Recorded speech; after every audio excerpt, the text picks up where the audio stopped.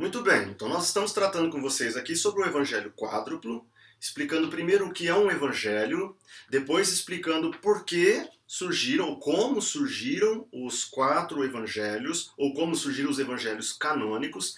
Para responder essa questão de como surgiram os Evangelhos canônicos, eu usei 2 perguntas. O porquê demorou tanto para escrever e, após começar a escrever, por que todos começaram a escrever também. Então eu dei 3 respostas à primeira pergunta e dei 4 respostas a essa segunda questão. Mas a gente pode prosseguir com mais uma pergunta importante aqui, que é, por que 4 evangelhos? Por que não apenas um evangelho? Por que só Marcos já não seria suficiente? Por que João também escreve? Por que Lucas também escreve? Por que Mateus também escreve? Por que tem que ser 4 evangelhos? Ou seja, a pergunta não se cala. Por que não 3, não 2, não 1? E a resposta pode ser bem fácil, bastante simples. No tempo dos apóstolos existiam pelo menos 4 tipos representantes do povo, tá?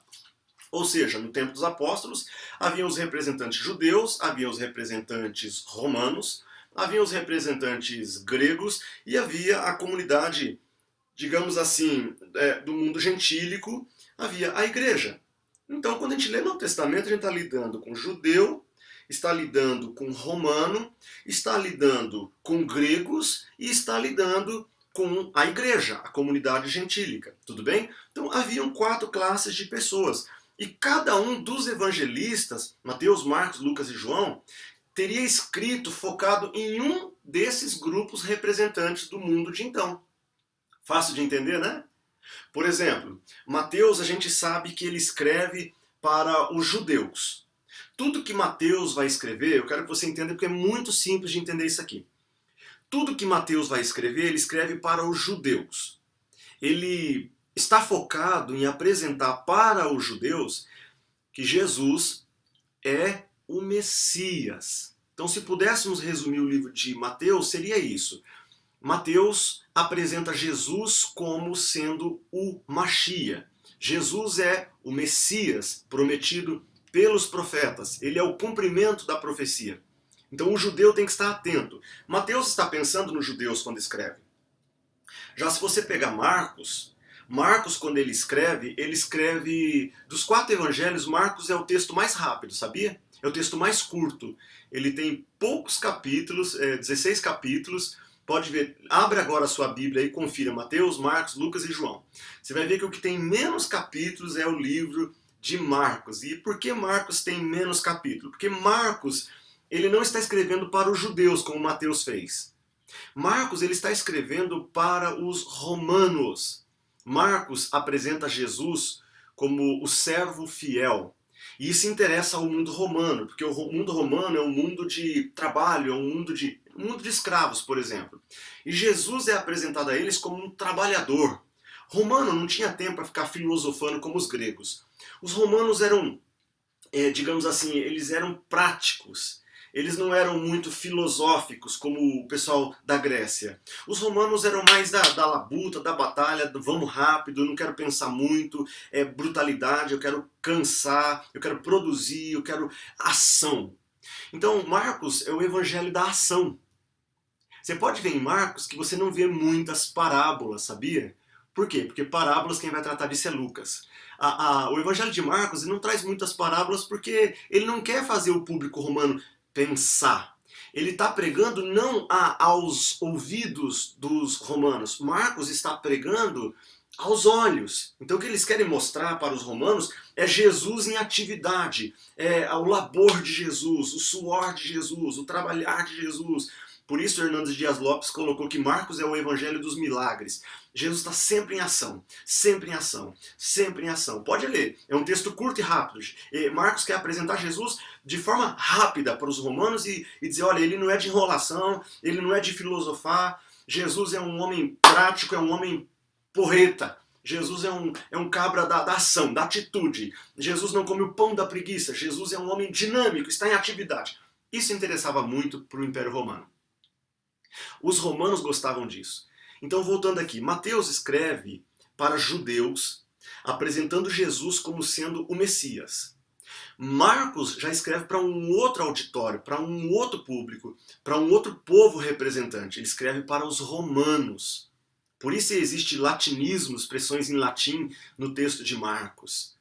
Por isso, quando Marcos vai falar de uma narrativa, por exemplo, de um milagre de Jesus, uma ressurreição da filha de Jairo, quando ele diz assim, Talita cumi, veja que quando o texto está lá em Mateus, Talita cumi, não tem uma explicação que quer dizer menina levanta-te. Por que Mateus não coloca na frente Talita cumi, que quer dizer menina levanta-te? Porque Mateus está escrevendo para judeus. É a língua do judeu. O judeu sabe o que é Talita cumi, entende? Talita cumi, menina levanta-te. Marcos, como ele está falando com romanos, e os romanos, eles não entendem o que é Talita cumi. Então, para o romano entender Jesus ressuscitando a filha de Jairo, o Marcos, quando coloca lá, coloca assim, Jesus entrou na casa de Jairo e disse, Talita cumi. Pode ver que no texto de Marcos tem um parênteses e diz assim, que quer dizer menina levanta-te. Por que Marcos coloca que quer dizer menina levanta-te? Porque o auditório de Marcos não sabe o que é Talita cumi. Essa é uma expressão judaica. Mateus não tem esse problema no livro de Mateus. Ele não precisa dar explicações do que é Talita cumi. Consegue entender o que eu estou falando aqui? É o auditório que é diferente, gente. Por isso 4 evangelhos. Mateus está focado diretamente nos judeus. Ele quer provar que Jesus é o Messias. Marcos está falando com um povo que é o povo do trabalho braçal, é o povo do serviço, é o povo da dinâmica, é um povo que não está muito preocupado com genealogias. Por isso, Marcos não apresenta a genealogia de Jesus no capítulo 1, Mateus coloca. Porque para Mateus provar que Jesus é o Messias, ele tem que mostrar a linhagem de Jesus, a árvore genealógica de Jesus. Vai lá em Mateus 1 que você vai ver. Esse nasceu daquele, aquele lá daquele outro, de lá, e vem Jesus. Então ele traça essa conversa toda porque o judeu precisa disso. Já Marcos está falando com um auditório romano. O auditório romano não está nem aí com biografia, eles não estão nem aí com genealogia. Então Marcos é curto e grosso, ele já tira essa genealogia, ele já tira as parábolas, ele coloca coisa prática, que é para captar a atenção do auditório dele, que são os romanos. Já quando vem Lucas, tudo muda. Lucas ele já tem um foco. O foco de Lucas é para o mundo grego, é para os gregos, tá? Lucas ele é um erudito. Lucas ele era médico e ele é um historiador. Lucas é um homem detalhista. E Lucas vai falar com os gregos que são mente pensante, muito conhecidos historicamente pela capacidade de raciocínio, pela inteligência. Os gregos que adoravam homens filósofos, vocês sabem aí, na filosofia platônica, neoplatônica, pré-socrática, socrática, aristotélica, essa parte da filosofia do mundo grego. Os gregos gostavam desse negócio. Então o Lucas, quando escreve, ele quer apresentar aos gregos Jesus como o homem perfeito. Porque o grego tinha essa compreensão da filosofia, de um homem perfeito. Lucas não vem falando que Jesus é o Mashiach, porque os gregos não estão esperando o Messias como os judeus estavam. Lucas não vem focado nos milagres de Jesus, na ação de Jesus, porque os gregos não estavam muito preocupados com aquele evangelho que se via. Eles estavam muito preocupados em ouvir, em compreender, em entender, em discernir atitudes e comportamentos e principalmente palavras e pensamentos. Então Lucas, ele diferentemente do Marcos, ele não dá uma sobrecarga no livro dele de milagres como havia feito Marcos, para um público não pensante. Lucas está trabalhando para um público pensante, para um público de comunidade filosófica. Então Lucas vai apresentar Jesus no livro inteiro como o homem perfeito, a filosofia perfeita, a filosofia encarnada, a filosofia feito gente, vestido de carne, de sangue, de ossos, o homem perfeito. Então, o texto de Lucas é maravilhoso, nós vamos chegar nessas aulas aí mais pra frente, tá bom? Bom, vamos falar um pouquinho aqui de João, né? João estaria falando a quem? Bom, João, ele não está falando diretamente a judeus, diretamente a romanos, diretamente a gregos. João, ele escreve a igreja de Jesus Cristo. João escreve a igreja composta da sociedade gentílica. Gentil é todos aqueles, gentios são todos aqueles que não nasceram em Israel, portanto não são judeus. O mundo gentílico é esse. A salvação veio para os judeus, depois se estendeu ao mundo gentílico. Paulo foi o pregador aos gentios, Pedro foi o pregador com o ministério voltado aos judeus. João, ele traz uma mensagem para todos os cristãos, quer sejam eles judeus convertidos, quer sejam eles romanos convertidos, quer sejam eles gregos convertidos, ou etíopes convertidos, ou seja lá quem for que se converteu. João traz a informação seguinte: Jesus é o Filho de Deus. Mateus disse: Jesus é o Messias. Marcos apresentou Jesus, o servo sofredor, o servo fiel. Lucas apresentou Jesus, o homem perfeito. João apresenta Jesus, o Filho de Deus que se fez carne e habitou entre nós, e vimos a glória do unigênito do Pai. Ou, no princípio era o verbo estava com Deus, o verbo era Deus. Ele começa exatamente assim, João 1:1, em arche, em hologos, kai hologos, em prostonteon, kai hologos, em theos. Ou seja, princípio de tudo, Jesus é o verbo está com Deus, e este verbo, Jesus, é o próprio Deus. Então veja, por que 4 evangelhos? Porque haviam 4 povos representantes naquele mundo de então. Isto é, os judeus, os romanos, os gregos e a igreja composta de uma sociedade gentílica de quaisquer lugares.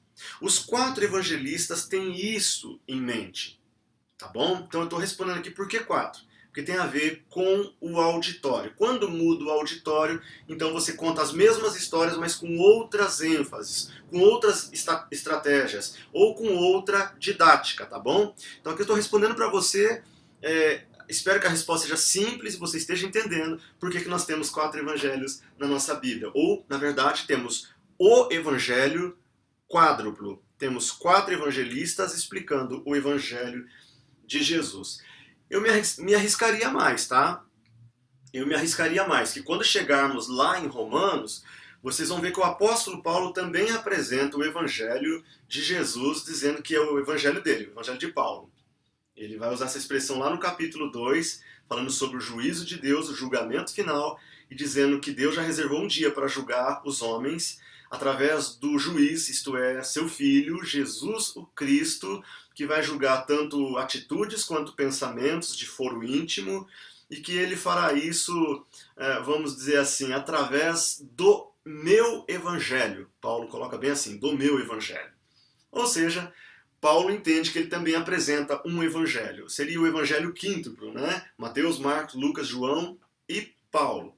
Mas sobre Romanos a gente conversa mais pra frente, tá bom? Porque é uma conversa longa e muito boa, muito gostosa. Bom, deixa eu ver com vocês um pouquinho aqui sobre a questão da composição do Novo Testamento.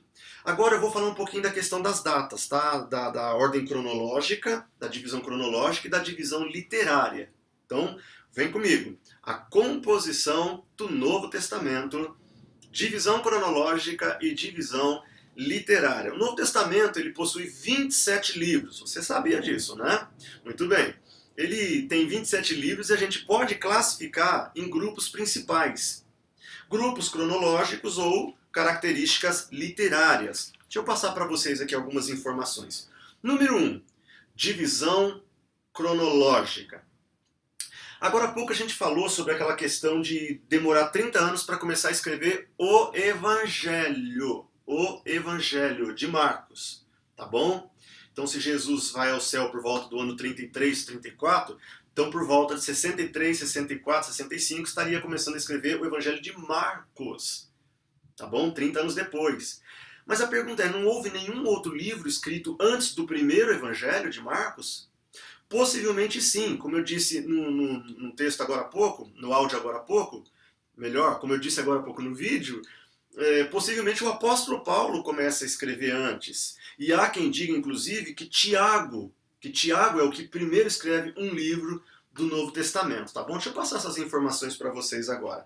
Muitos estudiosos afirmam que Tiago é o livro mais antigo do Novo Testamento. Possivelmente seja, tá bom? Tendo sido registrado por volta do ano 45. Se Tiago escreveu por volta do ano 45, então aquele lapso de tempo que eu falei agora há pouco, que foi de 30 anos para começar a escrever, não teria sido 30 anos, teria sido então 15 anos, tá? Por volta do ano 30, 33, 34, Jesus ascensão ao céu, e por volta do ano 45, o primeiro livro do Novo Testamento é produzido, sendo o livro de Tiago. Para quem não sabe, Tiago é o livro de Provérbios do Novo Testamento, tá? Ele é o livro de sabedoria do Novo Testamento. Assim como você, quando lê Hebreus, você entende melhor Hebreus se você lê Levíticos, que Levíticos e Hebreus você deve de ler juntos. Assim como para você entender Apocalipse, seria interessante você ler o livro de Daniel, porque a linguagem simbólica também é muito forte, então os dois podem ser ler juntos. Da mesma maneira, você pode pegar o livro de Tiago e ler junto com o livro de Provérbios, porque ambos são livros de sabedoria, tá bom? Então, alguns livros da Bíblia seria interessante você ler o livro do Novo Testamento junto com o livro do Antigo Testamento, porque a ordem literária deles é muito parecida. Bom, quando eu digo aqui que o lapso então foi de 15 anos, se Tiago começou a escrever no ano 45 e Jesus é ascenso por volta do ano 30, então o lapso é de 15 anos e não de 30, como eu falei agora há pouco. Só que agora há pouco, quando eu falei que o lapso era de 30 anos, era para começar a escrever, gente, o Evangelho. Porque o Evangelho não é... Os Evangelhos, Mateus, Marcos, Lucas e João, não são os primeiros livros do Novo Testamento a ser escritos. Marcos é o primeiro evangelho, dos 4 evangelhos a ser escrito. Marcos é o primeiro, ok? 30 anos depois. Mas não que antes disso não houvesse um outro texto escrito. Possivelmente Tiago foi o primeiro escritor do Novo Testamento. E ainda mais, se a primeira data estiver correta, de 45, então nós temos apenas um lapso de 15 anos, o que encurta bastante a possibilidade de alguém falar demorou muito para escrever, perderam muitos dados, tradição oral demorou muitos anos. Não, nesse caso foram apenas 15 anos. Então seria muito importante para nós entendermos mesmo Tiago como o primeiro livro do Novo Testamento a ser escrito. Agora, a despeito da data do registro de Tiago, é praticamente certo que algumas cartas de Paulo representam os primeiros registros escritos da igreja primitiva. Então há uma discussão, né? Parece que Paulo é o que escreve os primeiros registros da igreja. Então tem uma discussão no mundo teológico aí. Tiago é o primeiro livro do Novo Testamento a ser escrito.